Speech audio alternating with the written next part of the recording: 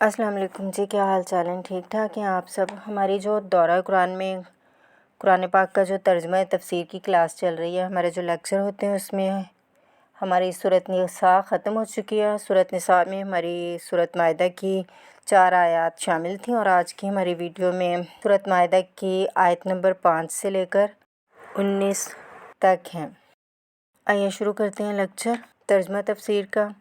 بسم اللہ الرحمن الرحیم۔ الیوم احل لکم الطیبات وطعام الذین اوتوا الکتاب حل لکم وطعامکم حل لہم والمحصنات من المؤمنات والمحصنات من الذین اوتوا الکتاب من قبلکم اذا آتیتموہن اجورہن محسنین غیر مسافحین ولا متخذی اخدان ومن یکفر بالایمان فقد حبط عملہ وہو فی الآخرۃ من الخاسرین۔ آمنت باللہ، صدق اللہ العظیم۔ الیوم احل لکم الطیبات، یہ وہی انداز ہے کہ الیوم اکملت لکم دینکم واتممت علیکم نعمتی ورضیت لکم الاسلام دین۔ آج کے دن تمہارے لیے تمام پاکیزہ چیزیں حلال کر دی گئیں، یعنی اگر اس سے پہلے مختلف مذاہب میں یہود کی شریعت میں حضرت یعقوب علیہ السلام کی ذاتی پسند ناپسند جو تھی اس کی بنا پر کوئی رکاوٹیں ہو گئی تھیں، یا مشرکانہ جو اوہام تھے ان کی وجہ سے تمہارے ذہنوں میں کچھ الجھنیں تھیں، آج ان سب کو صاف کیا جا رہا ہے۔ الیوم احل لکم الطیبات، تمام صاف ستھری پاکیزہ چیزیں جو ہیں وہ تمہارے لیے حلال ہیں۔ وطعام الذین اوتوا الکتاب حل لکم، اور ان لوگوں کا کھانا بھی کہ جنہیں کتاب دی گئی تھی تمہارے لیے حلال ہے، لیکن اس میں ظاہر ہونا چاہیے کہ ان کا کھانا جو حلال ہوگا وہ آپ کھا سکتے ہیں۔ یہ نہیں کہ اگر عیسائی سور کھا رہا ہے تو وہ ہمارے لیے حلال ہو گیا، نہیں، وہ آپ کے لیے حلال نہیں ہے۔ مطلب یہ کہ ان کا جو گوشت ذبح کیا ہو اگر وہ حلال جانور کا ہے تو وہ ہم کھا سکتے ہیں، جانور حلال ہو، اور نمبر 2 کہ اسے ذبح کیا گیا ہو۔ وطعامکم حل لہم، اسی طرح تمہارا کھانا بھی ان کے لیے حلال ہے۔ والمحصنات من المؤمنات، اور تمہارے لیے شادی کرنا بھی حلال ہے ان سے بھی کہ جو خاندانی خواتین ہوں کہ جو اہل ایمان میں سے ہوں۔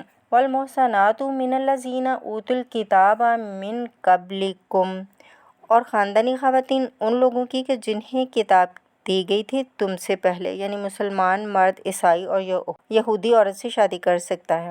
اذا آتیتموہن اجورہن، جبکہ تم انہیں ادا کر دو ان کے مہر۔ محسنین، نیت یہ ہو کہ انہیں گھر میں بسانا ہے، مستقل ایک خاندان کا ادارہ وجود میں لانا ہے۔ غیر مسافحین، صرف شہوت رانی کے لیے نہیں، صرف مستی نکالنے کے لیے نہیں۔ ولا متخذی اخدان، اور نہ ہی کوئی چھپی یاری دوستیاں بنانے کے لیے کھلم کھلا نکاح ہو۔ مسلمان کسی عیسائی عورت سے، کسی یہودی عورت سے نکاح کر سکتا ہے۔ اس کے ضمن میں آج کل بہت سے اشکالات ہیں لوگوں کو، اس کے ضمن میں وضاحت کرتی ہوں کہ جہاں تک تو شریعت کا اصل حکم ہے وہ تو یہ ہے کہ یعنی نکاح کر سکتے ہیں یہودی اور عیسائی عورت سے، اور چونکہ شریعت محمد صلی اللہ علیہ وسلم پر پوری ہو چکی ہے، اس میں کوئی تغیر و تبدل نہیں ہو سکتا، لہٰذا اس بات کو منسوخ ہم نہیں کر سکتے، یہ قانون تو ہر حال میں قائم رہے گا۔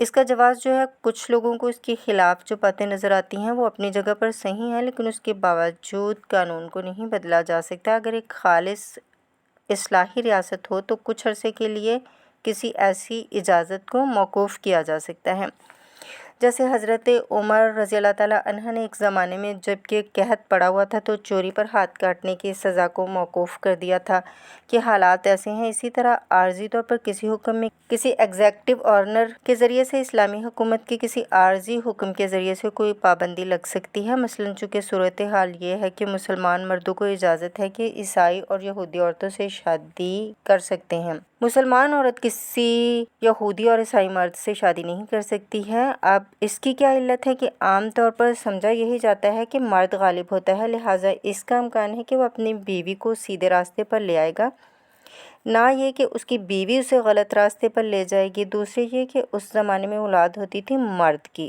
گویا کہ ثابت تھا کہ جو اولاد ہوگی وہ عیسائی نہیں ہوگی، یہودی نہیں ہوگی، بلکہ وہ مسلمان ہوگی۔ دوسرے، اس وقت مسلمانوں کا غلبہ ہو گیا تھا اور عیسائی اور یہودی جو تھے وہ مسلمانوں کے تابع ہو چکے تھے۔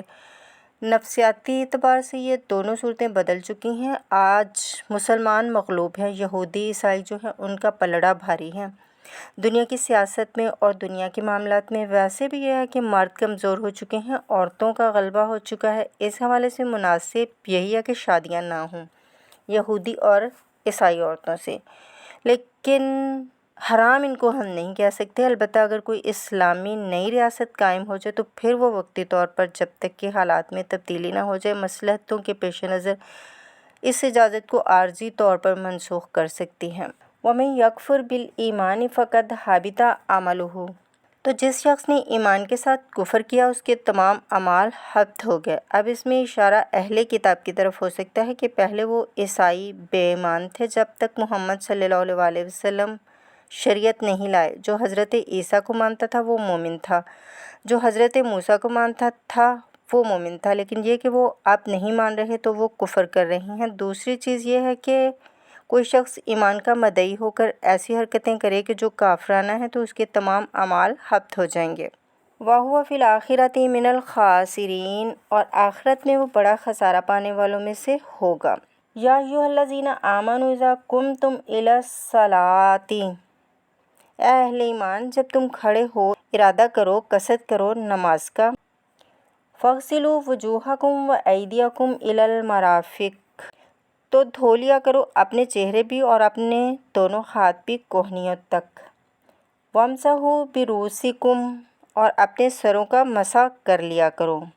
وارجلکم، اور دھو لیا کرو اپنے پاؤں کو بھی۔ الی الکعبین، ٹخنوں تک۔ یہ ارجلکم اور ارجلیکم دونوں قرأتیں ہمارے ہاں بھی ہیں مستند قرأتوں میں سے۔ اہل تشیع جو ہیں ویسے اس کو مستقل ارجلیکم پڑھتے ہیں اور ان کے نزدیک یہ وم مسح کے ساتھ ہے۔ وامسحوا سے وارجلیکم، مسح کر لیا کرو اپنے سروں پر بھی اور اپنے پیروں پر بھی، لیکن یہ کہ ہمارے اہل سنت کے نزدیک یہ ارجلاکم ہے، اور اس میں چونکہ الی الکعبین کا آ گیا ہے اضافہ، اگر صرف مسح ہوتا تو اس میں کوئی حد بیان کرنے کی ضرورت نہیں تھی، لہٰذا الی الکعبان کے اضافے سے وہ بالکل اس کے مساوی ہو گیا ہے۔ الی المرافق، جیسے ہاتھوں کو دھونا ہے کوہنیوں تک، ایسے ہی پاؤں کو دھونا ہے ٹخنوں تک۔ وَإِن كُنتُمْ جُنُبًا فَطَہَّرُوا، اور اگر تم حالت جنابت میں ہو تو پھر تم اور زیادہ پاکی حاصل کرو، یعنی غسل کرو، پورے جسم کا غسل کرو۔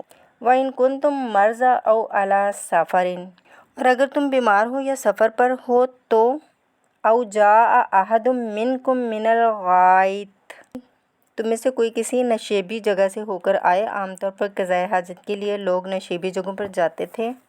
أَوْ لَمَسْتُمُ النِّسَاءَ، یا تم نے عورتوں سے مقاربت کی ہو۔ فَلَمْ تَجِدُوا مَاءً، اور تم نہ پاؤ پانی۔ فَتَيَمَّمُوا صَعِيدًا طَيِّبًا، تو ارادہ کرو پاک مٹی کا۔ فَامْسَحُوا بِوُجُوهِكُمْ وَأَيْدِيكُمْ مِنْهُ، تو اس سے اپنے چہروں اور ہاتھوں کو مل لو۔ مَا يُرِيدُ اللَّهُ لِيَجْعَلَ عَلَيْكُمْ مِنْ حَرَجٍ، اللہ یہ نہیں چاہتا کہ تم پر کوئی تنگی کرے، پانی نہیں ہے تو مٹی سے مسح کر لو۔ وَلَكِنْ يُرِيدُ لِيُطَهِّرَكُمْ، لیکن یہ ضرور چاہتا ہے کہ وہ تمہیں پاک کرے۔ وَلِيُتِمَّ نِعْمَتَهُ عَلَيْكُمْ، اور تم پر اپنی نعمت کو پورا کر دے۔ لَعَلَّكُمْ تَشْكُرُونَ، تاکہ تم شکر کا حق ادا کر سکو۔ وَاذْكُرُوا نِعْمَتَ اللَّهِ عَلَيْكُمْ وَمِيثَاقَهُ الَّذِي وَاثَقَكُم بِهِ، اب دیکھیں کہ ایک میثاق وہ تھا کہ جو بنی اسرائیل سے لیا گیا، اب یہ میثاق اہل ایمان سے ہو رہا ہے۔ یہ سورت شروع ہوئی ہے یا ایھا الذین آمنوا سے، اور یاد رکھنا اپنے اس میثاق کو، اپنی اس نعمت کو جو تم پر ہوئی ہے اللہ کی طرف سے، اور وہ میثاق جو اس نے تم سے باندھ لیا ہے، جس میں اس نے تمہیں باندھ لیا ہے۔ وَاثَقَكُم بِهِ إِذْ قُلْتُمْ سَمِعْنَا وَأَطَعْنَا، جب تم نے کہا سمعنا وَأَطَعْنَا۔ سورۃ بقرہ کی آخری آیت سے پہلی آیت ختم کہاں ہوئی؟ غفرانک ربنا وإلیک المصیر۔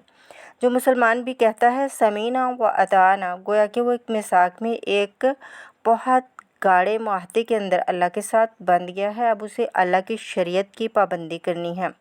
वत्तकुल्लाह अल्लाह का तकवा इख्तियार करो।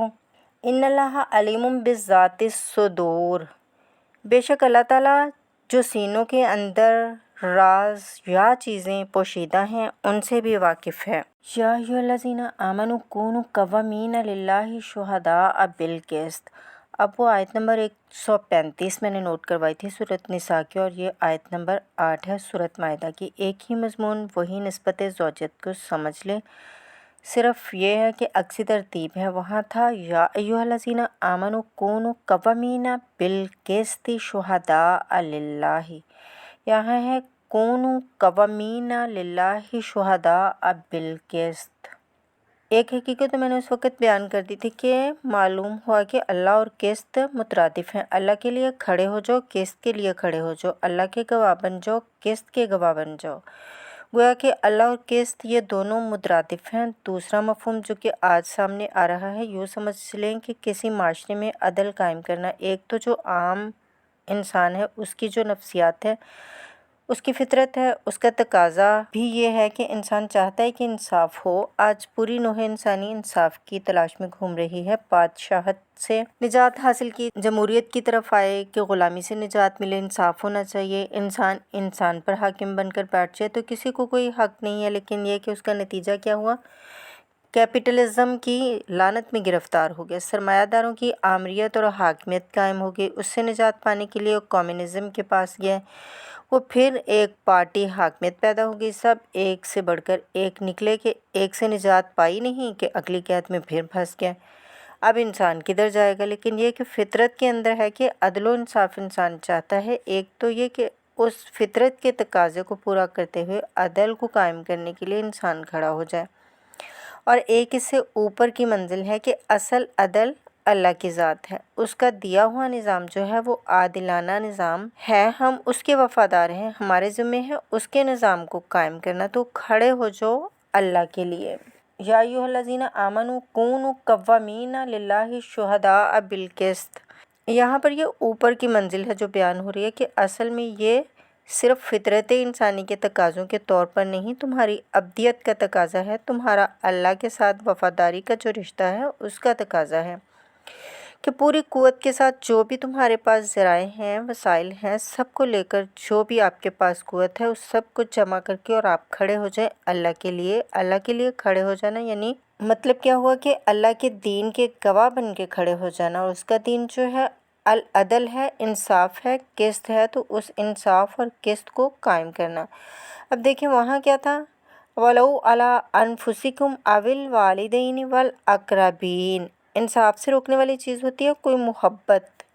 अब मैं अपने ख़िलाफ़ कैसे फ़तवा दे दूँ, अपने वालिदैन के ख़िलाफ़ कैसे फ़ैसला दे दूँ, अपने रिश्तेदारों के ख़िलाफ़ कैसे फ़ैसला दे दूँ। वहाँ फरमाया उसकी काट करती। वलौ अला अनफुसिकुम अविल वालिदैन वल अक़रबीन। हक बात है, इंसाफ की बात है, चाहे तुम्हारे ख़िलाफ़ जा रही है, चाहे तुम्हारे वालिदैन के ख़िलाफ़ जा रही है, बेशक तुम्हारे रिश्तेदारों के ख़िलाफ़ जा रही हो, हक कहना है। दूसरी चीज़ क्या होती है, किसी की दुश्मनी की वजह से आप हक बात नहीं कहते। बात तो इसकी ठीक है, हक है, लेकिन ये तो मेरा दुश्मन है, मैं इसके हक में कैसे फ़तवा दे दूँ। इससे अब यहाँ रोक दिया गया। तो ये वो रेसिप्रोकल निस्बतें हैं। कुरान मजीद की सूरतों के अंदर एक ही मज़मून है, उसके अंदर अक्सी तरतीब और रेसिप्रोकल तरतीब। वला यजरिमन्नकुम शनआनु कौमिन अला अल्ला तादिलू। देखो किसी कौम की दुश्मनी तुम्हें इस बात पर आमादा न कर दे कि तुम अदल से मुनहरिफ हो जाओ। एदिलो, अदल से काम लो, इंसाफ करो।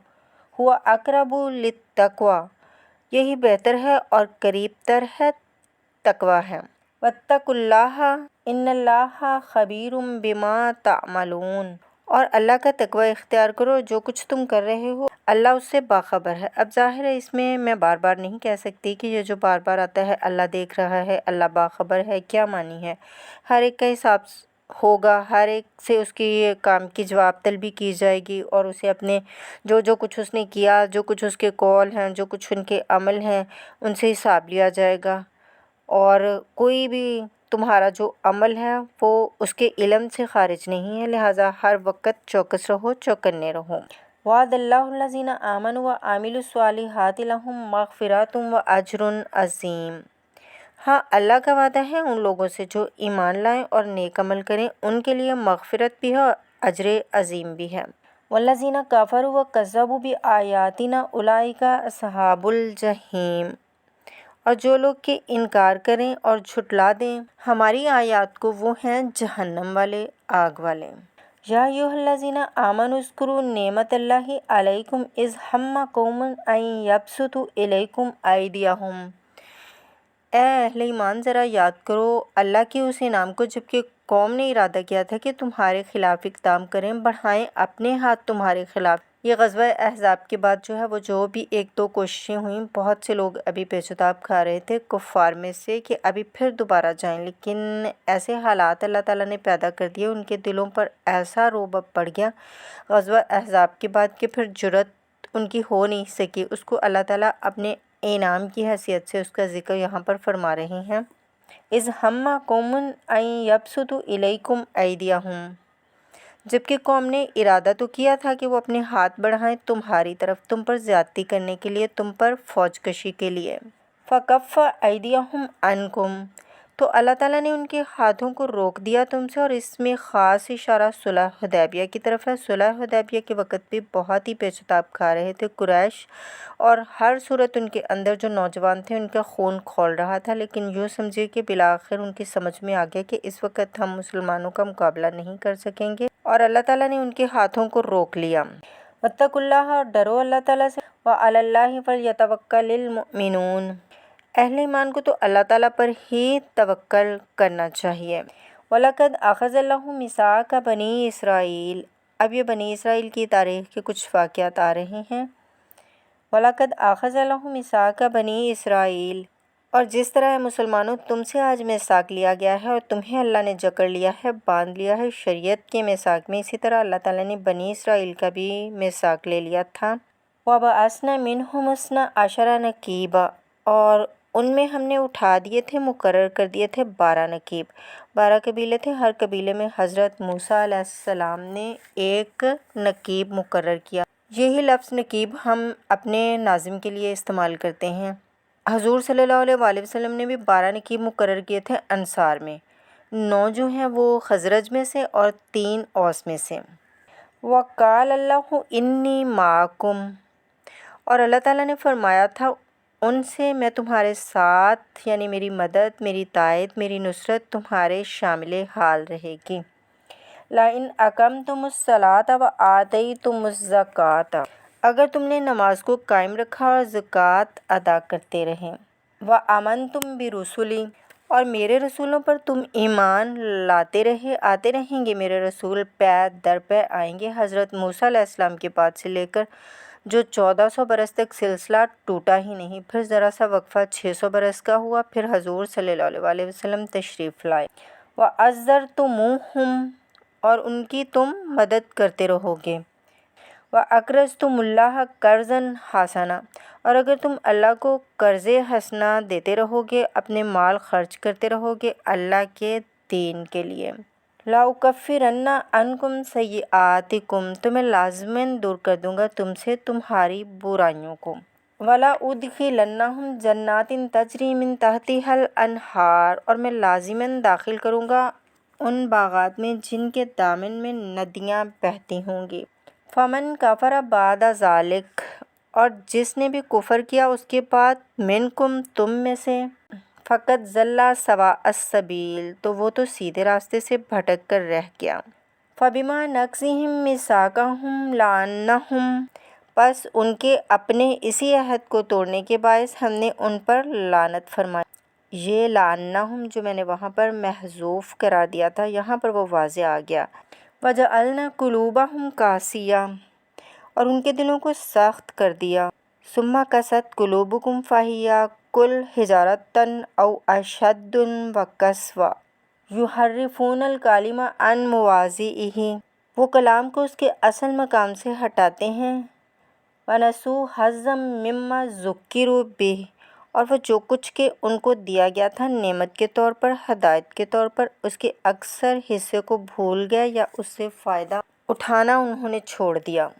وَلَا تَزَالُ تَطَّلِعُ عَلَىٰ خَائِنَةٍ مِّنْهُمْ، اور اے نبی آپ ہمیشہ ان کی طرف سے خیانت کی اطلاعیں پاتے رہیں گے۔ آپ کو معلوم ہے حضور صلی اللہ علیہ وسلم جیسے ہی مدینے پہنچے تھے تو آپ نے پہلے 6 مہینوں میں جو 3 کام کیے تھے، کنسولیڈیشن اپنی پوزیشن کی مدینہ منورہ میں، ان میں سے ایک یہ بھی تھا کہ یہود کے 3 قبیلوں سے معاہدے کر لیے کہ اگر مدینے پر حملہ ہوگا تو مل جل کر دفاع کریں گے، لیکن یہ ہے کہ اس کے بعد ہر قبیلہ ایک ایک کر کے غداری کرتا رہا۔ تو یہودیوں سے کہا جا رہا ہے وَلَا تَزَالُ تَطَّلِعُ عَلَىٰ خَائِنَةٍ مِّنْهُمْ، ان کی طرف سے خیانتیں ہوتی رہیں گی، ہر وقت ہوتی رہیں گی۔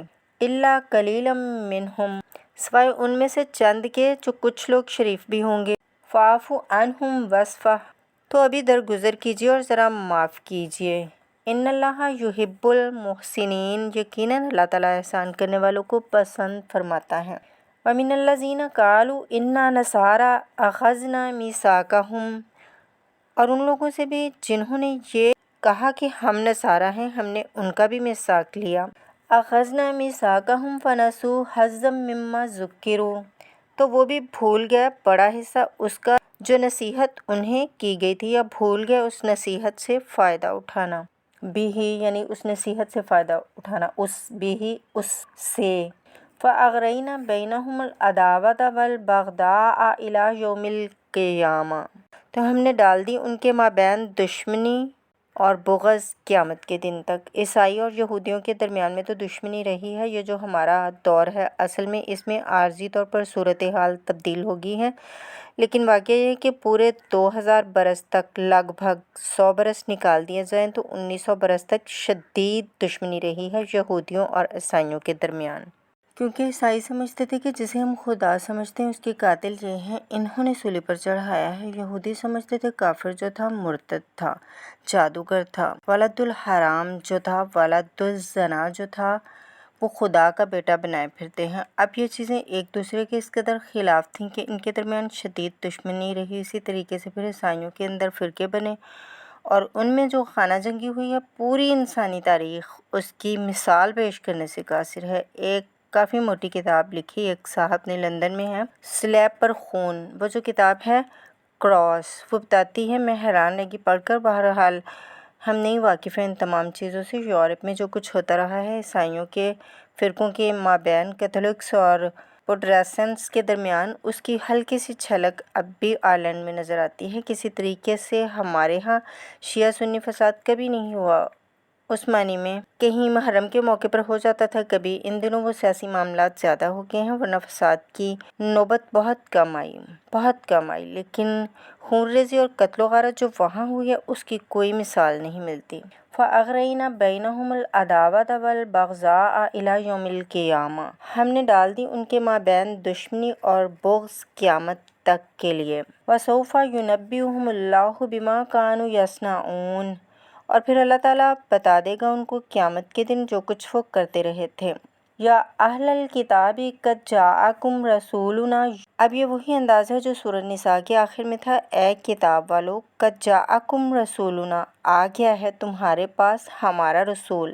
یبین لکم کثیرا مما کنتم تخفون، جو ظاہر کر رہا ہے تم پر اکثر وہ چیزیں جو تم چھپا رہے تھے، من الکتاب، کتاب میں سے۔ وَيَعْفُو عَن کثیر، ابھی بہت سی چیزوں سے تو درگزر بھی کر رہا ہے، تمہارے سارے بھانڈے نہیں پھوڑے اس نے۔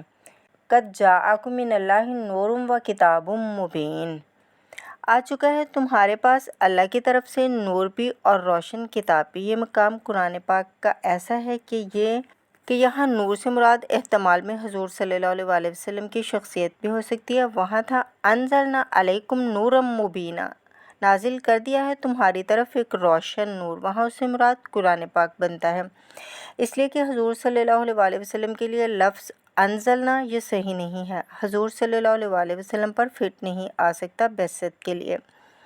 لیکن یہاں جاءکم من اللہ نور و کتاب مبین، یہ معنی بھی ہو سکتے ہیں کہ نور بھی قرآن کو کہا گیا ہو اور واو جو ہے واو تفسیری ہو، آ گیا ہے تمہارے پاس نور، یعنی کتاب مبین، یہ بھی معنی ہو سکتے ہیں۔ احتمال یہ بھی ہے، لیکن یہ ہے کہ یہ احتمال بھی موجود ہے کہ یہاں نور سے مراد محمد رسول اللہ صلی اللہ علیہ وسلم کی ذات مبارکہ ہو، اور اس سے مراد حضور کی روح ہے، روح پر نور ہے، اور اس اعتبار سے کہ حضور کی روح جو ہے اور آپ کی روحانیت آپ کے پورے وجود کے اوپر غالب تھی، چھائی ہوئی تھی، لہٰذا آپ کو مجسم نور بھی کہا جا سکتا ہے۔ یہ یوں سمجھیے کہ استعارے کے انداز ہیں، اس میں کوئی حرج کی بات نہیں ہے۔ یہدی بہ اللہ من اتبع رضوانہ سبل السلام، اس کے ذریعے سے اللہ تعالیٰ رہنمائی فرماتا ہے ان کی جو اس کی رضا کے متلاشی ہیں، سلامتی کے راستوں کی ہدایت فرماتا ہے۔ وَيُخْرِجُهُم مِّنَ الظُّلُمَاتِ إِلَى النُّورِ، اور نکالتا ہے انہیں اندھیروں سے روشنی کی طرف، بِإِذْنِهِ، اپنے حکم سے، وَيَهْدِيهِمْ إِلَىٰ صِرَاطٍ مُّسْتَقِيمٍ، اور انہیں ہدایت دیتا ہے سیدھے راستے کی طرف۔ لَقَدْ كَفَرَ الَّذِينَ قَالُوا إِنَّ اللَّهَ هُوَ الْمَسِيحُ ابْنُ مریم، یقیناً کفر کیا جنہوں نے کہا کہ اللہ ہی مسیح ابن مریم ہے۔ دیکھیے حضرت عیسیٰ کے بارے میں یہ دو عقیدے رہے ہیں ان کے ہاں۔ ایک ہے گاڈ انکارنیٹ اوتار کا عقیدہ، جو ہندوؤں میں بھی ہے، رام چندر جی خدا کے اوتار، پھر سندھی مہاراج خدا کے اوتار، یعنی خدا خود ہی انسانی شکل میں ظہور کر لیتا ہے۔ اسی طرح کا گاڈ انکارنیٹ کا کانسیپٹ عیسائیوں میں بھی رہا ہے، اور خاص طور پر جیکومائکس ان کا تھا، وہ سختی سے اس پر کاربند تھا کہ اصل اللہ ہی نے حضرت مسیح کی شکل میں دنیا میں ظہور فرمایا ہے۔ لَقَدْ كَفَرَ الَّذِينَ قَالُوا إِنَّ اللَّهَ هُوَ الْمَسِيحُ ابْنُ مریم، ان لوگوں نے بھی کفر کیا جن لوگوں نے کہا اللہ ہی ہے مسیح ابن مریم جو ہے، حقیقت میں اللہ ہی ہے، خود اس شکل میں ظاہر ہوا ہے۔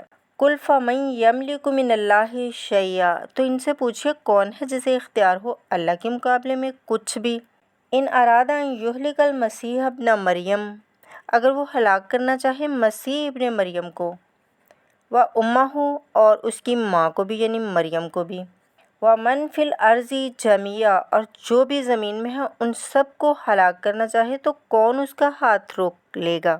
وَلِلَّهِ مُلْكُ السَّمَاوَاتِ وَالْأَرْضِ وَمَا بَيْنَهُمَا، اور اللہ ہی کے لیے ہے بادشاہی آسمانوں کی بھی اور زمین کی بھی اور جو کچھ بھی ان دونوں کے درمیان ہے۔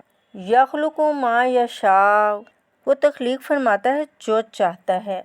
واللہ علی کل شیء قدیر، اللہ ہر چیز پر قادر ہے، جو چیز چاہتا ہے تخلیق فرماتا ہے۔ آدم کو تخلیق فرمایا، عیسیٰ کو تخلیق فرمایا، یحییٰ علیہ السلام کو تخلیق فرمایا۔ اعجاز کی اور معجزہ ہونے کی مختلف شکلیں ہیں۔ وقالت الیہود والنصارى نحن ابناء اللہ واحباؤہ، اور یہ نصارہ اور یہودی کہتے ہیں ہم تو اللہ کے بیٹے ہیں، یعنی بیٹوں کی مانند لاڈلے، واحباؤہ، بڑے چہیتے ہیں، بڑے ہی پیارے ہیں۔ قل فلم یعذبکم بذنوبکم، تو ان سے کہیے پھر وہ تمہیں عذاب کیوں دیتا ہے تمہارے گناہوں کی پاداش میں۔ اللہ کی اولاد ہو، چہیتے ہو، 6 لاکھ تمہارے لوگ قتل ہوئے، تمہارا ہیکل اول جو ہے وہ شہید ہوا، تمہاری اسرائیلی سلطنت ختم ہوئی، پھر تمہیں یونانیوں نے رگڑا، پھر رومیوں نے تمہیں کس طریقے سے اذیتیں پہنچائیں اور تمہارا دوسرا بنایا ہوا ہیکل بھی گرا دیا۔ ایسے لاڈلے ہوتے ہیں اللہ کے، یا اللہ اتنا ہی عاجز ہے، لاچار ہے، بیچارہ ہے؟ بل انتم بشر ممن خلق، نہیں تم انسان ہو جیسے کہ اس نے اور انسان بنائے ہیں۔ یغفر لمن یشاء، وہ جس کی چاہتا ہے بخشش فرماتا ہے۔ وَيُعَذِّبُ مَن یشاء، اور جس کو چاہتا ہے عذاب دیتا ہے۔ وَلِلَّهِ مُلْكُ السَّمَاوَاتِ وَالْأَرْضِ، اور آسمانوں اور زمین کی کل بادشاہی اللہ ہی کے لیے ہے۔ وَمَا بَيْنَهُمَا، اور جو کچھ ان دونوں کے مابین ہے ان کی بھی۔ وَإِلَيْهِ الْمَصِيرُ، اور اسی کی طرف لوٹ جانا ہے۔ یا اہل الکتاب قد جاءکم رسولنا یبین لکم علی فترۃ من الرسل، پھر وہی بات لیکن یہاں ایک نئے نکتے کے ساتھ آئی ہے۔ اے اہل کتاب، تمہارے پاس آ چکا ہے ہمارا رسول، یبین لکم، جو تمہارے لیے واضح کر رہا ہے، بیان کر رہا ہے۔ علی فترۃ من الرسل، رسالت کے ایک انتقاء کے بعد حضرت عیسیٰ اور رسول اللہ صلی اللہ علیہ وسلم کے مابین 600 برس ایسے گزرے ہیں کہ دنیا میں کوئی نبی کوئی رسول نہیں رہا۔ یہ وقفہ عارضی تھا اور پھر حضور صلی اللہ علیہ وسلم کی بعثت، اور پھر وقفہ جو تھا وہ دائمی ہو گیا، یعنی اختتام ہو گیا۔ رسولوں کی آمد کا سلسلہ رسالت کا دروازہ بند ہو گیا۔ 600 برس کے لیے عارضی بند، پھر رسول صلی اللہ علیہ وسلم کی تشریف آوری کے بعد تا قیامت تک دروازہ بند ہو گیا۔ ان تقولوا ما جاءنا من بشیر، مبادا تم یہ کہو کہ ہمارے پاس تو کوئی نہیں آیا، کوئی بشارت دینے والا، ولا نذیر، اور نہ کوئی خبردار کرنے والا۔ فقد جاءکم بشیر و نذیر، تو سن لو آ گیا ہے تمہارے پاس خبردار کرنے والا اور بشارت دینے والا، رسول مبشرین و منذرین، للہ یکون للناس علی اللہ حجۃ بعد الرسل وکان اللہ عزیزا حکیما، واللہ علی کل شیء قدیر، اور بے شک اللہ تعالیٰ ہر چیز پر قادر ہے۔ آمنت باللہ، صدق اللہ العظیم۔